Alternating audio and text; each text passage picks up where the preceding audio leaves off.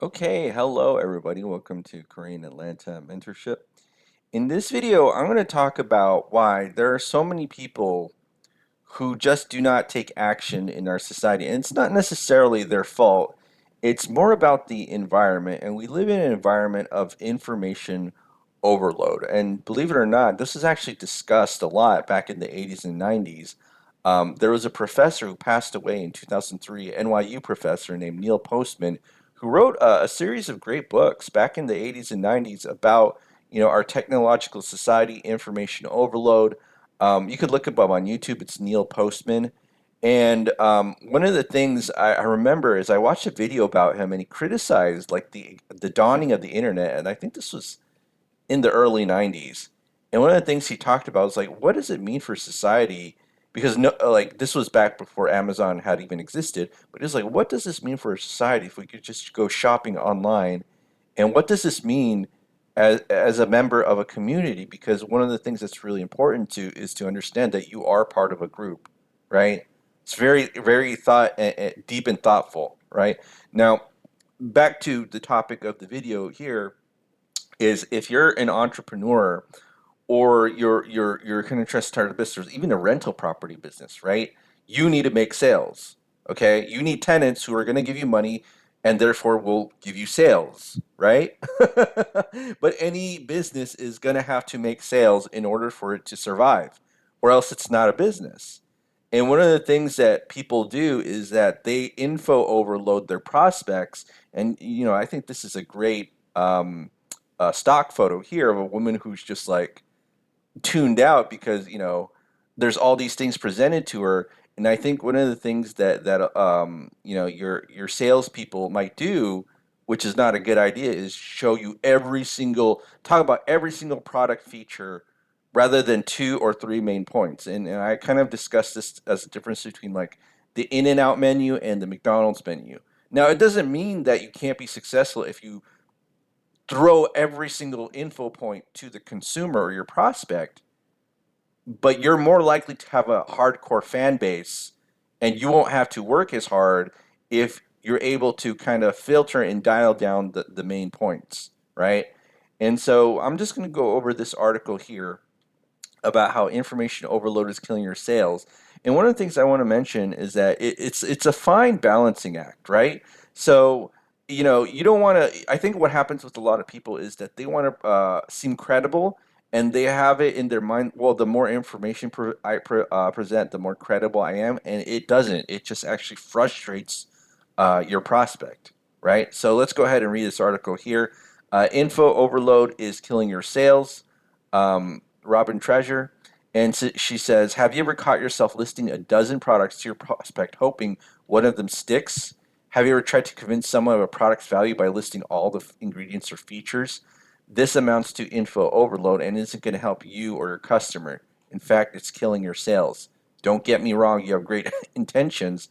You, you want to help, and you know how valuable your product is, but more information isn't what people need from you. They can get in 2 seconds on their iPhone. They're flooded with facts, data everywhere they look. Stop cranking up the information fire hose. It'll leave them feeling confused and irrelevant. And I don't know if you ever felt this way where you went to a sales presentation and they give you all these facts and it didn't want to make you buy. Like you have to understand and put yourself in the prospect's shoes where, hey, if you're going to buy something, you know, I've thought about this. The most likelihood, if I've ever been in a sales presentation, the likelihood of me taking out my credit card increases if there's only two or three main points that I can think about that I might solve my problem, right? But if I have like 20 points and I'm given every single feature that may or may not be relevant to me, and the salesperson isn't asking me questions about does it solve my problem, aka sell the hole, not the drill, right? You have to be very cognizant of what you're doing when you're putting too much information.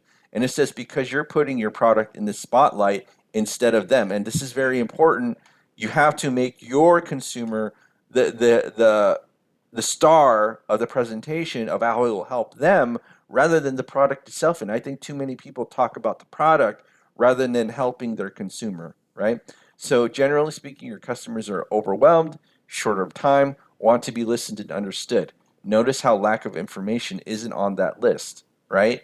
So I'm just going to kind of skip over. But again, even we have Harvard Business saying that this is a problem, right? Information overload. Um, so the article describes three different approaches commonly adopted by sales reps. One is giving, I can get you more information on that. More is better. Telling, let me tell you what you need to know. And sense making, there's a lot of health info. Let me help you make sense of it. And 80% of customers interacting with sense making reps, again, we have to go with this approach, completed high quality, low regret purchases, right? And you'll notice that 30% of customers interacting with giving reps, I just give you, more is better. I'm just going to overload you with information, is basically has the lowest amount of satisfaction, which is why you don't want to give information every single thing that you want have about your product. Okay, so as a salesperson, as an entrepreneur, you have to essentially be the filter of the most relevant points to the person that you're talking to. Okay, it doesn't mean you can't explain the features of your product that you're proud of. You just shouldn't explain every single thing that your product does. Okay, and so let's just kind of keep going here. And okay, so before you share any information on product, be sure you understand what is the root cause of their problems. Will your product actually fix that root cause? If so, which specific features directly fix that root cause? When you present your solution, talk about those features only. Specify how they will fix the root cause and make their problems go away, right? So it's really great article by Robin Treasure. Um, Powered by Gap Selling. I don't know what that is. Maybe I'll have to check that out. But again, the biggest problem that we have in modern society is that there's info overload, right? In a way, the smartphone will actually help you increase your sales because people are overwhelmed. Therefore, they need sales reps to help them filter out the relevant information that's going to filter help their needs, right? A lot of people think, oh man, the computer or the smartphone gives too much information away, and that's going to make the salespeople go away, and that's actually not true. They're needed more than ever because if a prospect ever goes into a website or whatever, it's just too much information. And if you ever heard the statistics, most websites websites in general, they only convert like a 3% sales rate from the moment you go into the website to you know I forgot the term is, but it's converting, right? So conversion rate of 3%, whereas maybe something that's like a click funnel is actually like 30% if it's set up properly. Okay. All right. Well, that's it for today. Make sure that if you're starting a business, don't overload your prospects with information because it's essentially going to kill your sales. And this is a great article, and I'm going to post in a link below. Also, if you're interested in joining our group, go ahead and click the Google form link below.